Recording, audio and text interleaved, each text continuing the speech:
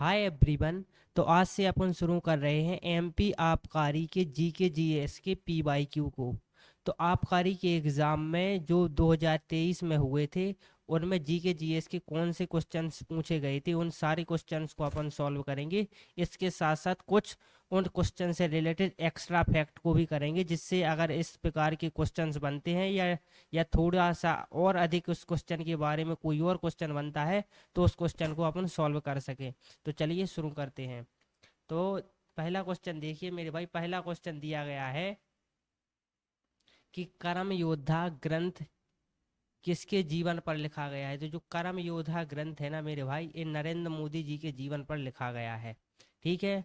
राहुल गांधी को तो आप जानते ही होंगे, ये क्या है तो भारत की संसद में नेता प्रतिपक्ष हैं। और नेता प्रतिपक्ष का पद 2014 के बाद पहली बार 10 साल बाद आया है। तो ये नेता प्रतिपक्ष हैं, याद कर लीजिए। क्वेश्चन बन सकता है कि ये नेता प्रतिपक्ष का पद कितने वर्षों बाद आया है। तो नेता प्रतिपक्ष का पद 10 वर्षों के बाद आया है। तो ये नेता प्रतिपक्ष है। नेता प्रतिपक्ष बनने के लिए किसी भी पार्टी को 50 से अधिक लोकसभा में सीटें चाहिए होती हैं, और कांग्रेस की अभी पर 99 सीटें आई, इसलिए राहुल गांधी को नेता प्रतिपक्ष चुना गया है। द्रौपदी मुर्मू को तो मेरे भाई आप जानते ही होंगे, ये भारत की 15वीं राष्ट्रपति हैं। और ये पहली महिला आदिवासी और दूसरी महिला राष्ट्रपति हैं। तो मेरे भाई आप नोट्स को बनाते चलिए, साथ साथ मैं आपको बताते चलूंगा। सुभाष चंद्र बोस को तो आप जानते ही होंगे। सुभाष चंद्र बोस फ्रीडम फाइटर रहे हुए हैं। और इनका जन्म हुआ था कब? तो इनका जन्म हुआ था 23 जनवरी 1857। 1897, 23 जनवरी 1897। इनकी एक पुस्तक का नाम आप याद कर लीजिए, उसका नाम है द इंडियन स्ट्रगल। तो इनकी पुस्तक का नाम है द इंडियन स्ट्रगल, भारतीयों का संघर्ष। इन्होंने जो नारा दिया था वो क्या नारा दिया था? तुम मुझे खून दो, मैं तुम्हें आज़ादी दूंगा। मुझे खून दो, मैं तुम्हें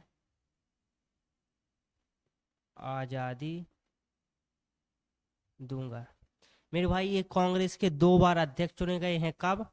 1938 और 1939 में। और इन्होंने 1938 के इलेक्शन में गांधी जी द्वारा उतारे गए प्रत्याशी को हराया था।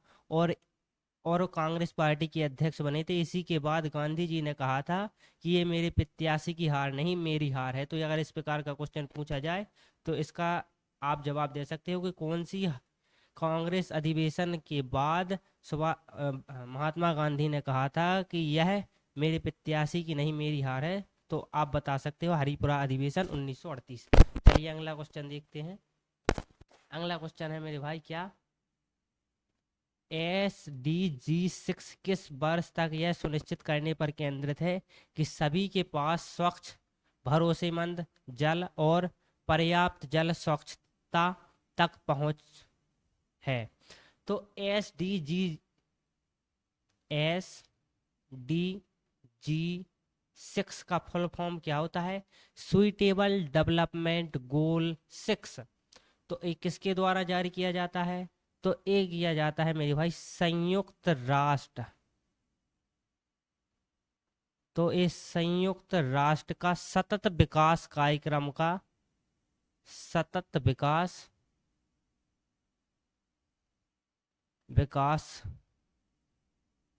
सतत विकास कार्यक्रम का हिस्सा है। और जो है मेरे भाई इसका उद्देश्य है कि वर्ष 2030 तक संसार में स्वच्छ जल प्रदान किया जा सके पीने के लिए। तो इसका जो गोल रखा गया है वो रखा गया है 2030 तक। किसके द्वारा? संयुक्त राष्ट्र के द्वारा। एक किसका पार्ट है? सतत विकास कार्यक्रम का पार्ट है, और इसे 2015 से शुरू किया गया था। चलिए अगला क्वेश्चन देखते हैं। अगला क्वेश्चन इस प्रकार है। अगला क्वेश्चन है मेरे भाई, किस देश ने 2021 में अंडमान और निकोबार द्वीप समूह विकास परियोजना के लिए 265 करोड़ अमेरिकी डॉलर की अनुदान सहायता को मंजूरी दी है। तो इसका सही आंसर हो जाएगा जापान। इसका सही आंसर हो जाएगा जापान। चलिए अगला क्वेश्चन देखते हैं। अगला क्वेश्चन है, अभी अगला क्वेश्चन तो अब जो क्वेश्चन बना है ये तो करंट अफेयर से रिलेटेड है, तो अपन इसका भी आंसर जानेंगे, लेकिन करंट में इस क्वेश्चन की क्या स्थिति है उसका भी अपन सही आंसर जानेंगे। तो क्वेश्चन दिया गया है, जलवायु परिवर्तन प्रदर्शन सूचकांक 2023 में भारत की रैंक क्या है। तो मेरे भाई जब आबकारी के एग्जाम 2023 में हुए तो तब के करंट अफेयर के हिसाब से इसका जो सही आंसर है वो 8 है। क्लाइमेट चेंज में भारत की रैंकिंग 2023 में 8 थी, लेकिन 2025 में कितनी है? 2025 में है मेरे भाई जलवायु परिवर्तन। जलवायु परिवर्तन में मेरे भाई 10वीं रैंक है। पहली रैंक किसकी है? तो डेनमार्क की। इसके साथ साथ अपन कुछ और इंडेक्स को समझ लेते हैं। ह्यूमन डेवलपमेंट इंडेक्स होता है, इसमें भारत की रैंक 134 है 2025 में। एक और इंडेक्स होता है global hunger index. Global hunger index, इसमें भारत की रैंक जो रही है वो 118 रही है। इसके अलावा एक और इंडेक्स होता है, just a second, global hunger index में भारत की रैंकिंग 105 रही है। I am sorry, global hunger index में 105 और हैप्पीनेस इंडेक्स में 118, में कंफ्यूज हो गया था। हैप्पीनेस इंडेक्स में भारत की रैंक 118 रही है। और टॉप पर कौन रहा है? फिनलैंड। ये लगातार 8 सालों से टॉप पर बना हुआ है हैप्पीनेस इंडेक्स की रिपोर्ट में। तो पहले पे कौन रहा है? फिनलैंड। भारत की रैंक 118वीं, हंगर में भारत की 105वीं, ह्यूमन डेवलपमेंट में 134। ये ताज़ा आंकड़े हैं। चलिए अगला क्वेश्चन देखते हैं। अगला क्वेश्चन है ये मेरे भाई, तो ये क्वेश्चन भी करंट से रिलेटेड है। जब आबकारी का एग्जाम हुआ तो तब के लिए सफिशिएंट था, अब आज के हिसाब से अपन इस क्वेश्चन को समझेंगे। तो इस क्वेश्चन पूछा गया है, मिसेज वर्ल्ड 2022 का किताब किसे मिला है? तो मिसेज वर्ल्ड 2022 का किताब मिला था मेरे भाई सरगम कौशल को। चलिए लेकिन अब अपन समझते हैं कि अभी जो है वो मिस वर्ल्ड का किताब किसके नाम है। तो अभी जो मिस वर्ल्ड का किताब है वो 2024 में किसको मिला था? क्योंकि 2025 का अभी तक दिया नहीं गया है, तो 2024 का दिया गया था क्रिस्टलीना, क्रिस्टीना पिस्ट, ये कैसा नाम, प्रिस्टकोवा। इनको 2024 में दिया गया था मिस वर्ल्ड का किताब। अब अपन मिस यूनिवर्स को भी समझ लेते हैं। मिस यूनिवर्स तो ये भी महिलाओं के लिए ही दिया जाता है। मिस वर्ल्ड भी महिलाओं के लिए दिया जाता है, मिस यूनिवर्स भी महिलाओं के लिए दिया जाता है। भारत में अभी तक 3 मिस यूनिवर्स महिलाओं को दिया गया है। मिस यूनिवर्स का किताब किस किस को? सुष्मिता सेन को 1994 में, 1994 में किसको? सुष्मिता सेन को। वर्ष 2000 में लारा दत्ता को, लारा दत्ता, सेन बस लिखें दे रहे, आप समझ लेना, सुष्मिता सेन नोट्स बनाते समय। और 2021 में दिया गया है कि किसे? हारनाज सिंधु को। तो यहाँ पर लिखें दे रहे हारनाज सिंधु को।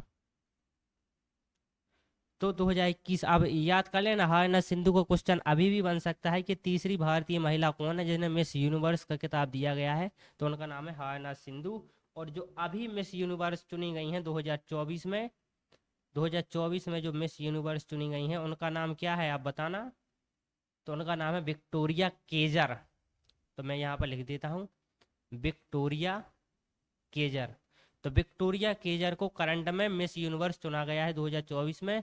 2025 के लिए अभी चुना नहीं गया, अभी इसके नॉमिनेशन हो रहे हैं, नॉमिनेशन हो रहे हैं। और इसका जो आयोजन है वो भारत ही में भी किया जाना है इस बार, और ये किया जाएगा नवंबर में। अब आप अब आप यहाँ पर मिस वर्ल्ड को देख लिया, मिस यूनिवर्स को देख लिया, तो अब आप एक और मिस इंडिया को और देख लीजिए। मिस इंडिया, तो 2024 में जो मिस इंडिया चुनी गई हैं भारत में, वो चुनी गई हैं कौन? निकिता पोडवाल। तो मैं यहाँ पर लिख देता हूँ निकिता पोडवाल। तो निकिता पोडवाल को मिस इंडिया चुना गया है। तो अब आप इन 3 क्वेश्चन को याद रख लेना कि अभी जो है 2024 में मिस वर्ल्ड किसे चुना गया है, तो क्रिस्टीना प्लिस्कोवा।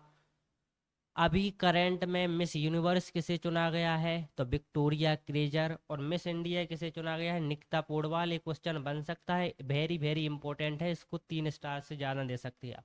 चलिए अगला क्वेश्चन देखते हैं। अगला क्वेश्चन है, निम्नलिखित में से कौन सा सुधार भूरेलाल समिति से संबंधित है। भूरेलाल समिति, जस्ट अ सेकंड।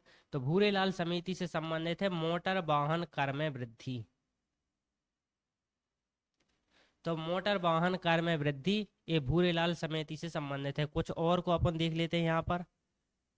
तो बीसीसीआई के द्वारा एक कमेटी बनाई गई थी जिसे कहा जाता है लोढ़ा कमेटी। तो लोढ़ा कमेटी किससे संबंधित है, लोढ़ा कमेटी ये संबंधित है क्रिकेट सुधार।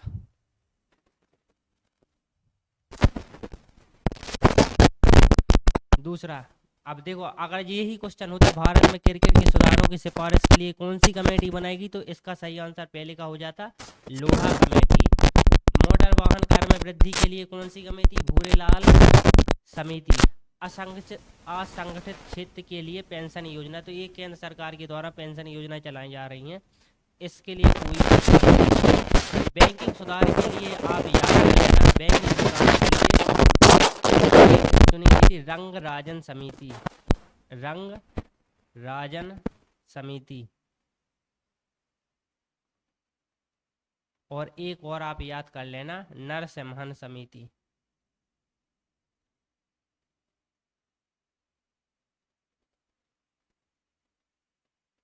तो अगर ये क्वेश्चन बने कि क्रिकेट सुधार के लिए कौन सी कमेटी, बेसिकली मैच फिक्सिंग के खिलाफ एक कमेटी बनाई गई थी क्रिकेट सुधार के लिए, तो इसका सही आंसर है लोढ़ा कमेटी। मोटर वाहन कर में वृद्धि के लिए भूरेलाल समिति, और बैंकिंग सुधार के लिए रंग राजन समिति और नरसिम्हन समिति। चलिए अगला क्वेश्चन देखते हैं। अगला क्वेश्चन है, अगला क्वेश्चन है निम्नलिखित में से कौन सी परमाणु की राजधानी थी। तो परमाणु की राजधानी थी धार, हर कोई को पता होगा। जो राजा भोज है ना, जानते हो ना, राजा भोज, वो इसी परमार वंश से संबंधित है।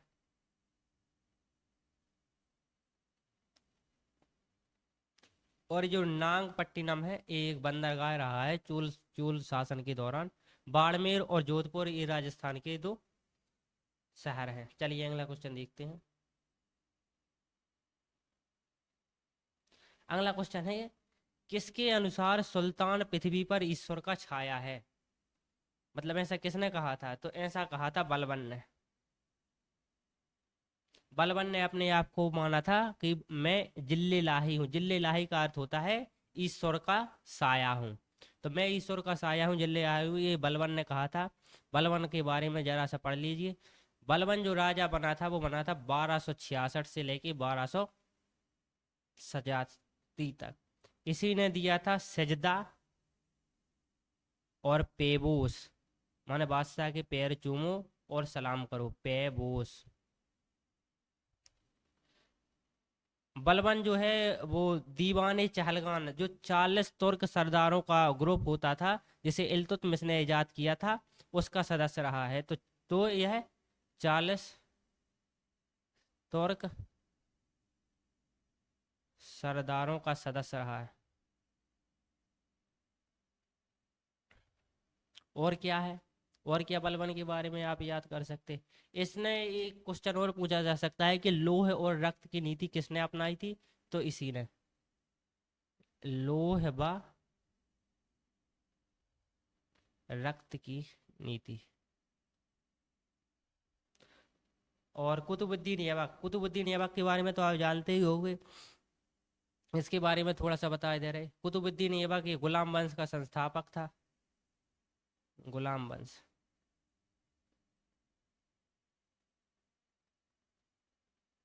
लेकिन अगर क्वेश्चन ऐसा पूछा जाए कि गुलाम वंश का वास्तविक संस्थापक कौन था, तो आपको आंसर इल्तुतमिश लगाना है। लेकिन गुलाम वंश का संस्थापक खाली पूछे तो इसका आंसर आपको लगाना है कुतुबुद्दीन ऐबक। ये कब गद्दी पर बैठा था? तो 1206 से लेके 1210 तक। लेकिन इसने कभी भी सुल्तान का टाइटल एक्सेप्ट नहीं किया, सिर्फ शिल्प सलाहकार, शिल्प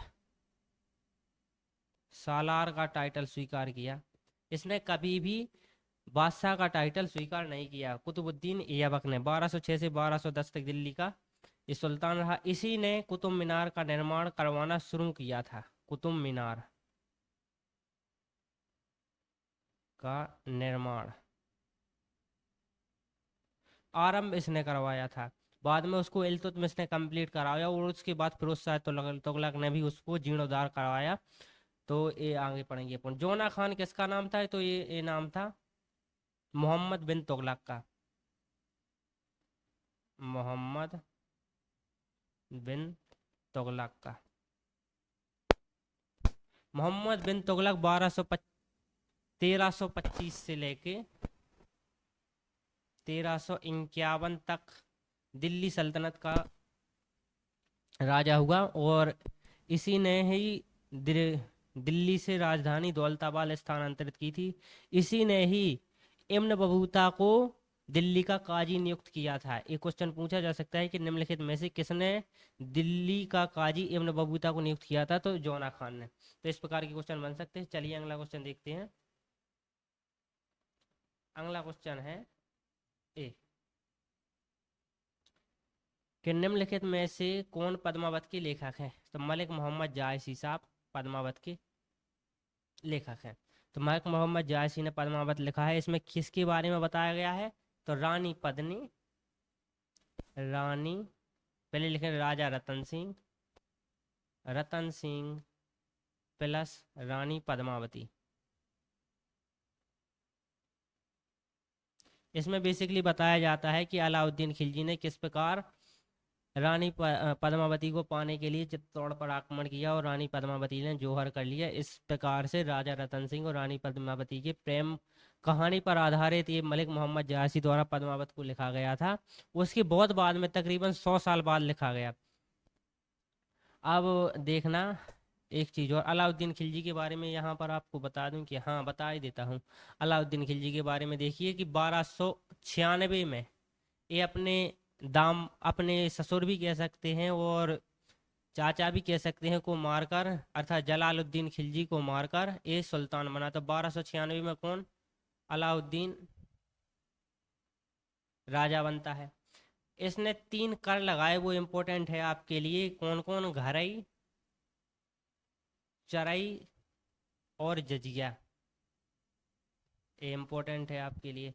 इसने और क्या क्या किया? इसने सैनिकों का हुलिया लिखवाना स्टार्ट किया। तो सैनिकों का हुलिया के अपने सैनिकों की पहचान की जा सके, इसलिए उन्होंने हुलिया लिखवाना स्टार्ट किया। घोड़े को दागना स्टार्ट किया।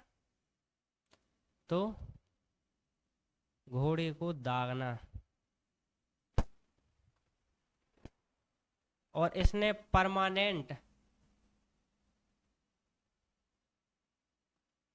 परमानेंट सैनिकों की नियुक्ति की।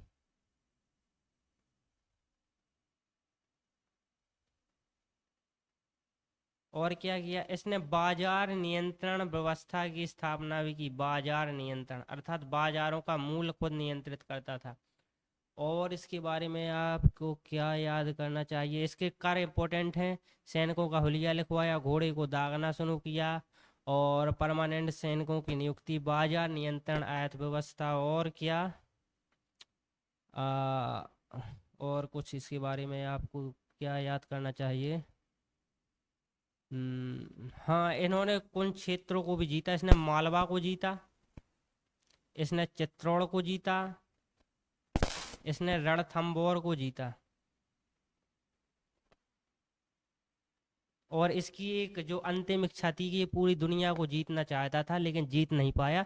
सिकंदर की तरह इसकी इच्छा थी। तो ये क्वेश्चन भी पूछा जा सकता है कि निम्नलिखित में से किसको विश्व विजय बनने की इच्छा थी लेकिन वो कर नहीं पाया? तो इसका आंसर हो जाएगा अलाउद्दीन खिलजी।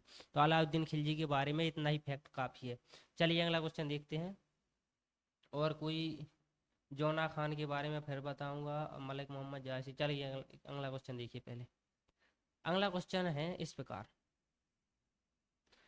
पानीपत की तीसरी लड़ाई में मराठों ने किसके खिलाफ लड़ी थी? तो पानीपत की तीसरी लड़ाई मराठों ने अहमद शाह अब्दाली के खिलाफ लड़ी थी। तो पहले आप पानीपत के युद्ध देखिए, पानीपत में टोटल कितने युद्ध हुए? तो पानीपत में टोटल 3 युद्ध हुए। तो पहला युद्ध हुआ 1526 में, और वो भी अप्रैल में। और किस अप्रैल को? तो 21 अप्रैल को। तो 21 अप्रैल को, 21, अब ये इम्पोर्टेंट है। जो पहला युद्ध है ये तारीख सहित आपको याद होना चाहिए कि 21 अप्रैल 1526 को बाबर और इब्राहिम लोदी, बाबर वर्सेज इब्राहिम लोदी, और इसमें जीत किसकी हुई? बाबर की। दूसरा जो पानीपत का युद्ध लड़ा गया था वो कब लड़ा गया था? तो दूसरा पानीपत का युद्ध लड़ा गया था 1556 में, और महीना अगर आपको लिखना हो तो नवंबर 1556 में। एक इसके बीच लड़ा गया था हेमू व अकबर के बीच में। हेमू बेसिकली अफगानों की तरफ से लड़ रहा था, तो हेमू और अकबर के बीच में लड़ा गया, और इस युद्ध में हेमू मारा गया और अकबर इस युद्ध में विजय हुआ। बेसिकली अकबर बहुत छोटा था, तो सुल्तान के तौर पर अकबर का नाम आता है, लेकिन अकबर ने इस युद्ध में ना के बराबर भाग लिया था। चलिए अगला जो युद्ध है वो कब हुआ? तो पानीपत का तृतीय युद्ध हुआ जनवरी 1761 में। जनवरी 1761 में पानीपत का तृतीय युद्ध हुआ मराठा और अफगानों के बीच में। अफगानों में भी कौन? तो अहमद शाह अब्दाली।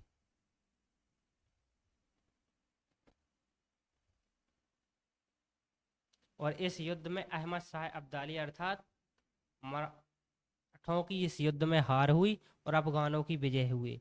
तो पानीपत की तीसरी लड़ाई से यह साबित हो गया कि अब जो भारत में सत्ता है वो मराठों की नहीं होगी, अब जो सत्ता भारत में होगी वो अंग्रेजों की होगी। वो इसी युद्ध के बाद पता चला। तो पानीपत की तीसरी लड़ाई 1761 जनवरी में भाई मराठों अफगानों के बीच में भाई, और बाजीराव प्रथम यहाँ पर जब शासक थे उनके दौरान ये हुई। नवंबर 1526 में हेमू अकबर की भाई। नादिर शाह, नादिर शाह के बारे में जानते हो ना आप? नादिर शाह, नादिर शाह ने 1738 दिल्ली पे हमला किया था इसने, और दिल्ली को लूट के ले गया था। और यहाँ पर दिल्ली का जब सुल्तान कौन था पता है ना? तो दिल्ली का सुल्तान कौन था? मोहम्मद शाह रंगीला।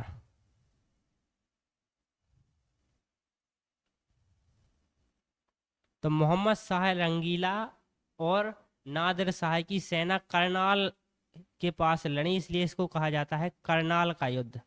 और मोहम्मद शाह रंगीला की सैनिक 3 घंटे भी नहीं टिक पाए, और इसने उनको हरा दिया और दिल्ली को लूट पाट के चला गया। शेर शाह सूरी के बारे में आप जानते हो? शेर शाह सूरी ने बैटल ऑफ बिलग्राम के युद्ध में हुमायूं को बुरी तरीके से हराया, और 1530 से लेके 1545 1545 तक दिल्ली पर इसने कब्जा किया। अब सल्तनत भी कह सकते हैं दिल्ली सल्तनत, क्योंकि सल्तनत काल जब से बाबर ने भारत में इस भारत जब जब से बाबर ने भारत में मुगल साम्राज्य की नींव रखी थी, वहां से मुगल काल कहलाता था। तो अब मुगल काल थोड़ी रहा, अब शेर शाह सूरी का 1530 से 1545 तक राज्य किया। और शेर शाह सूरी के बारे में पूछा जा सकता है कि इसकी जो टॉम्ब है वो कहाँ पर है। ये बहुत इंपॉर्टेंट क्वेश्चन है, ये पूछा जा सकता है। तो इसकी टॉम्ब है सासाराम में, बिहार के सासाराम में। ये इम्पोर्टेंट है, सबसे इम्पोर्टेंट क्वेश्चन यही लगता है।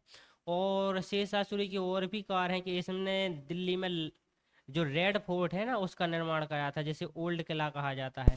इसने बादशाही सड़क का निर्माण कराया था। ये भी इम्पोर्टेंट है, बादशाही सड़क का निर्माण इसी ने करवाया था, शेर शाह सूरी ने। शेर शाह सूरी के बारे में और भी इम्पोर्टेंट चीज़ है, इसका बचपन का नाम फरीद था।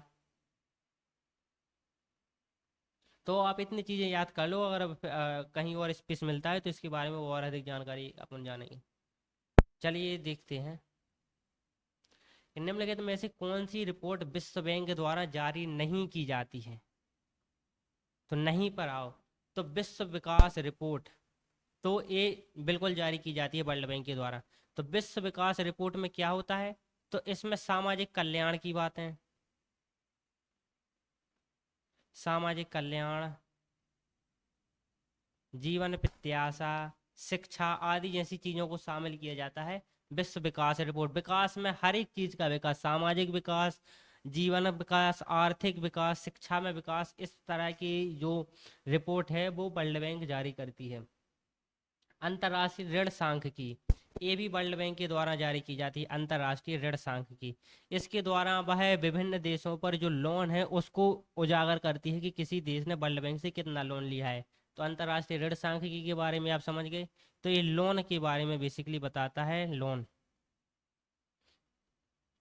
कि किसी देश ने वर्ल्ड बैंक से कितना लोन लिया। Ease of doing business report, ease of doing business report, तो ये भी वर्ल्ड बैंक के द्वारा जारी की जाती है। और इसमें ये बताती है, ease of doing business report में वर्ल्ड बैंक बताती है कि किसी भी देश में बिजनेस करना कितना आसान है। तो ईज ऑफ डूइंग में आसान बिजनेस के बारे में बताती है, और रैंकिंग देती है 1 से लेके जितने देश हैं। और विश्व आर्थिक आउटलुक, इसकी जो रिपोर्ट देती है वो मेरे भाई आईएमएफ देती है। और इसमें क्या बताया जाता है, तो आईएमएफ ये बताती है कि भविष्य में या इस वर्ष के लिए वैश्विक स्तर पर जो, वैश्विक स्तर पर है वो जीडीपी कितने परसेंटेज से बढ़ेगी, क्या जो बाजार में मंदी आएगी या फिर तेजी आएगी, इस प्रकार की चीजों को विश्व आर्थिक आउटलुक वर्ल्ड लेवल पर, सिर्फ किसी देश विशेषक को टारगेट करके नहीं। चलिए अगला क्वेश्चन देखिए। अगला क्वेश्चन है कि वह व्यक्ति क्या कहलाता है जो उच्च जोखिम वाली कंपनियों में निवेश करता है, आमतौर पर जिनका कोई राजस्व लाभ नहीं होता है। तो ऐसे व्यक्ति कहलाते हैं कौन से इन्वेस्टर, ऐसे व्यक्ति कहलाते हैं एंजल इन्वेस्टर। आप सिर्फ इस क्वेश्चन को याद कर लीजिए। तो इस प्रकार के व्यक्ति जो उच्च जोखिम रखते हैं, और किसी भी कंपनी का जब इनिशियल आईपीओ आता है तब शेयर को होल्ड करने का काम करते हैं, तो इस प्रकार के लोग कहलाते हैं एंजल इन्वेस्टर। बुल इन्वेस्टर जो मार्केट में तेजी को देखकर, जो मार्केट में तेजी को देखकर किसी भी कंपनी का स्टॉक बाय करते हैं वो कहलाते हैं बुल इन्वेस्टर। अर्थात जैसे रिलायंस का शेयर का प्राइस अभी 100 है, और वो जैसे ही 105 हुआ, 110 हुआ, जिस प्रकार से अगर उनको तेजी आती हुई दिखी मार्केट में तो वो पैसा इन्वेस्ट करेंगे, उन्हें कहा जाता है बुल इन्वेस्टर। और द्विपक्षीय जाल, गुड इन्वेस्टर, और वैकल्पिक अर्थव्यवस्था, ये किसी चीज से संबंधित नहीं है। बेसिकली ये ऑप्शन ही गलत दी गई है, किसी काम के नहीं। चलिए अगला क्वेश्चन देखिए। अगला क्वेश्चन है ए वाला, कि जीएनपी का अर्थ क्या है। तो पहले तो आप जीडीपी को समझ लीजिए। तो जीडीपी क्या कहलाती है, जैसे ये भारत देश है, मैं सपोज करो ये इंडिया है, ये इंडिया है, तो भारत देश के अंदर उत्पादित सभी वस्तुओं के अंतिम प्राइस, जैसे कोई कंपनी कंप्यूटर को बनाती है, तो जो कंप्यूटर के अर्थात कंप्यूटर में कोई भी कह दो सीपीयू या मॉनिटर, तो जो मॉनिटर का जो अंतिम रेट है जिस पर वो बेचती है, तो उस उत्पाद को क्या कहा जाता है, जीडीपी। तो एक देश की सीमा के अंदर उत्पादित सभी वस्तुओं के अंतिम मूल्य को क्या कहा जाता है, जीडीपी। तो अंतिम मूल्य, तो फिर जीएनपी क्या है, जीएनपी ऐसा कहलाता है मेरे भाई कि अपने देश में जरूरी थोड़ी है कि सब कंपनी अपने ही देश की हुई है, कुछ विदेशी भी हुई हैं। और ऐसा थोड़ी है कि विदेश में सारी कंपनी उन्हीं की हैं, अपने देश की भी कंपनी हुई हैं। तो जब अपने देश की कंपनी का उत्पाद विदेशी कंपनी के उत्पाद में से घटा देते हैं, मतलब कि जो इतनी कंपनी विदेश में थी भारत की, उनकी अंतिम उत्पाद को अपन ने अपनी जीडीपी में ऐड कर लिया, और जितनी कंपनी अपनी अपने देश में थी उनको अपने में ऐड कर लिया, लेकिन जितनी विदेश की अपने देश में आती थी उनकी जीडीपी को जब घटा देते हैं तब अपन को मिलता है जीएनपी। तो जीएनपी समझ में आया। तो जीडीपी माइनस, या फिर लिख सकते हैं प्लस शुद्ध विदेशी आय,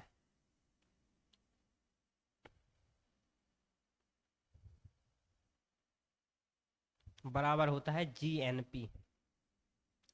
अब अगर शुद्ध विदेशी आय अर्थात अगर ये नेगेटिव है तो जीडीपी में से इसको घटाएंगे तो जीएनपी जीडीपी से कम हो जाएगी, और अगर ज्यादा है तो जीएनपी जीडीपी से ज्यादा हो जाएगी।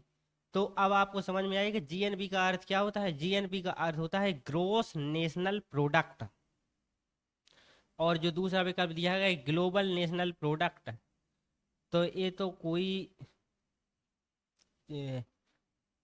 वर्ड ही नहीं है global national product, gross national production भी कोई वर्ड नहीं है, और सकल राष्ट्रीय उत्पादन भी कोई वर्ड नहीं है। तो आपकी समझ में आया कि जीएनपी क्या कहलाते हैं, ग्रोस नेशनल प्रोडक्ट। तो जीडीपी क्या है, तो एक देश की सीमा के भीतर उत्पादित अंतिम वस्तु के मूल्य क्या कहलाता है, जीडीपी। और जब उसमें से विदेशी जो कंपनियां हैं उनके उत्पादन को घटाया जाता है, और जो भारत में विदेश जो भारत की कंपनी विदेश में है उनके उत्पाद को जोड़ा जाता है, तब जीएनपी प्राप्त होती है। अब दोनों चीजें बता दी, एक और होता है जीएनपी के अलावा, एक होता है NNP.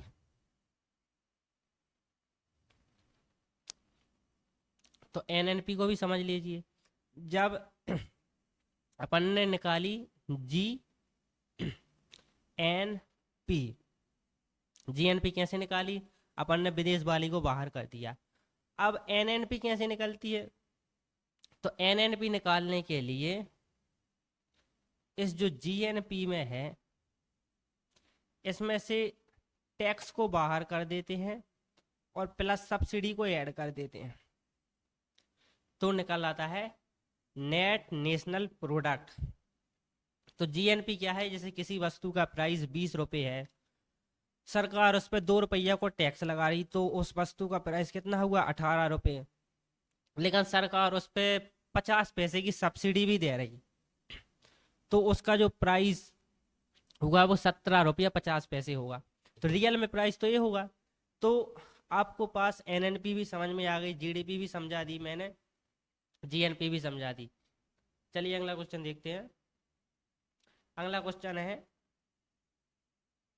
Goods and service tax GST परिषद के जो प्रमुख हैं वो कौन है, तो वित्त मंत्री। बेसिकली फाइनेंस मिनिस्टर होता है वो, जीएसटी परिषद काउंसिल का अध्यक्ष होता है। इसमें सभी राज्यों से भी एक एक सदस्य को चुना जाता है। सामान्यतः राज्यों से जिन सदस्य को चुना जाता है वो उस राज्य में फाइनेंस मिनिस्टर की पोस्ट पे होता है, वित्त मंत्री होता है। प्रधानमंत्री का इससे कोई संबंध नहीं है, प्रधानमंत्री का संबंध नीति आयोग से है। तो जो नीति आयोग के प्रमुख हैं ये प्रधानमंत्री होता है। वित्त सचिव, वित्त सचिव का भी गुड्स एंड सर्विस टैक्स से कोई मतलब नहीं है। वित्त सचिव भारत में एक आईएएस रैंक का अधिकारी होता है। और वित्त सचिव के बारे में एक चीज और याद करना है कि 1 रुपये का जो नोट होता है उस पर वित्त सचिव के साइन होते हैं। तो 1 रुपया को बेसिकली सिक्का हो, नोट थोड़ी होगा। तो 1 रुपये के सिक्के पर जो साइन होते हैं वो वित्त सचिव के होते हैं। चलिए अगला क्वेश्चन देखिए। अगला क्वेश्चन है भारतीय संविधान के किस अनुच्छेद में भारत के चुनावों का उल्लेख है, तो ये सबको पता होगा, आर्टिकल 324।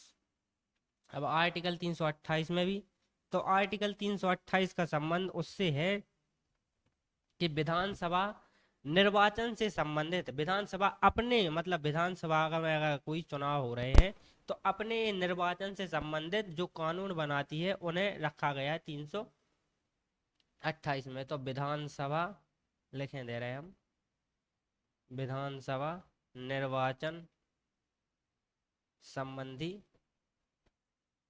कानून। तो इसको रखा गया है आर्टिकल 328। 324 किससे संबंधित है ये तो बता दिया, चुनाव आयोग से। 369 किससे संबंधित है, तो ये संबंधित है राज्य, राज्य का मतलब होता है केंद्र। तो राज्य, जो भारतीय संविधान का मतलब होता है राज्य का अर्थ होता है, और जो आर्टिकल 12 में इसकी परिभाषा दी गई, राज्य अर्थात वह चीज जो किसी विषय वस्तु पर कानून बनाती है। तो संसद से लेके पंचायत तक सब राज्य की श्रेणी में आते हैं। तो अर्थात केंद्र सरकार 369 में जो है वो केंद्र सरकार राज्य की किसी भी सूची पर कानून बना सकता है, चाहे वो यहाँ पर लिख लीजिए, राज्य किसी भी सूची पर कानून बना सकती है। अर्थात इसका मतलब ये है, यहाँ राज्य से मतलब संसद को से समझिए कि संसद किसी भी सूची पर कानून बना सकता है, चाहे वह संघीय सूची में हो या ना हो। भारत में कितने प्रकार की सूची है, तो आप कहोगे 3 प्रकार की सूची है, संघ सूची, राज्य सूची और समवर्ती सूची। समवर्ती सूची पर दोनों कानून बना सकती हैं, संघ सूची पर केंद्र सरकार, राज्य सूची पर सिर्फ राज्य सरकार। लेकिन जब संविधान लागू हुआ था तो उसके 5 साल तक अर्थात 26 जनवरी 1950 से 1955 तक ये प्रावधान किया गया था कि संघ किसी भी सूची पर कानून बना सकता है, चाहे वो राज्य सूची हो, चाहे संघ सूची हो या समवर्ती सूची हो। अभी के लिए ये आर्टिकल का कोई उपयोग नहीं है, लगभग ये ना के बराबर है, क्योंकि अब 2000 1955 के बाद इस आर्टिकल का कोई यूज नहीं रह गया है, क्योंकि अब केंद्र किसी भी राज्य सूची के विषय पर कानून नहीं बना सकता है। ये सिर्फ 1950 से लेकर 1955 तक के बीच की बात है। आर्टिकल 312 में है क्या, वैकेंसी, सरकारी वैकेंसी त्याग और प्रमोशन से संबंधित है। तो अगर किसी व्यक्ति का, यहाँ पर मैं लिखने दे रहा है, वैकेंसी, सरकारी भत्ता, प्रमोशन आदि से संबंधित है। तो अगर किसी व्यक्ति को राज्य किसी बिना किसी कारण की नौकरी से निकाल सकता है, तो वो आर्टिकल 311 का हवाला देकर किसकी, न्यायालय का दरवाजा खटखटा सकता है। तो चलिए अगला क्वेश्चन देखिए। अगला क्वेश्चन है कि लोकसभा में प्रश्नकाल कितने समय तक चलता है, तो इसका सही आंसर है 1 घंटा। तो जो शुरुआती 1 घंटा होता है वो प्रश्नकाल का होता है, इसमें सदस्य एक दूसरे से क्वेश्चन पूछ सकते हैं। इसके बाद शुरू होता है शून्यकाल। शून्यकाल जनरली 1.5 आवर का होता है, आधे घंटे का होता है। ये इंपॉर्टेंट क्वेश्चन है, क्योंकि ये इतना डीप से क्वेश्चन अभी तक एसएससी में भी नहीं पूछा गया है, तो बहुत डीप है। एमपी आबकारी की यही विशेषता है, या एमपी ईएसबी जो क्वेश्चन लेता है वो इसी प्रकार लेता है कि एकदम लल्लू क्वेश्चन पूछ देगा और एकदम इतना डीप क्वेश्चन पूछ देंगे कि आदमी हिल जाएंगे। तो शून्यकाल जो है वो आधे घंटे का होता है, प्रश्नकाल 1 आवर का होता है। भारत में जो लोकसभा है मेरे भाई, वो आर्टिकल अनुच्छेद 81 में परिभाषित है। जो राज्यसभा है वो 80 में परिभाषित है, और जो संसद है मेरे भाई वो 79 में परिभाषित है। तो मैंने ये 3-4 चीज़ों को आपको करा दिया, चलिए देखते हैं। नशीले पेय और पदार्थों पर प्रतिबंध है। तो यहाँ पर क्वेश्चन का मतलब ये कहा गया है कि राज्य नशीले पेय पदार्थों पर प्रतिबंध लगा सकता है, कौन से आर्टिकल का हवाला देते हुए, तो अनुच्छेद 47।